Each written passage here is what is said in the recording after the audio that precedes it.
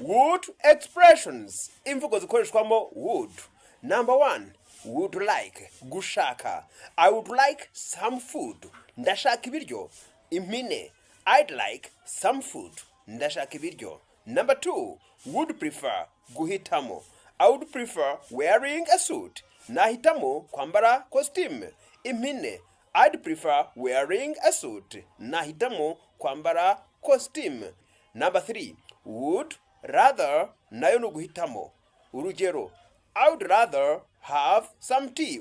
Uhisemo mu byo baguhitishemo bibiri ugahitamo kimwe muri byo uvuga ngo I would rather have some tea. Ni ngo ko akora ikindi kintu kitari kuvuga ngo nagira nafata cyo kurya. I'd rather have some tea. Ni ngo nahitamo gufata icyayi ariko ushatse nko kujya ahantu bakagwitiramo ari ukujya mu muji na Kimironko wajya he. Uravuga ngo where would you rather go? Nk'urugero nshaka kukwaza, would you rather go to Kimironko or Kigali City? Ukavuga uti I'd rather go. Ntabwo uvuga ngo I'd rather to.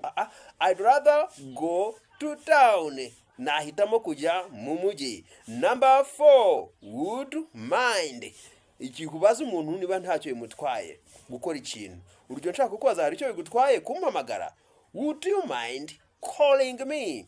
Hari icyo byagutwara umpamagaye. Would you mind hugging me? Hari icyo byagutwara umpobeye. Thanks for watching. Please subscribe. Mwakoze kudukurikira mukande subscribe.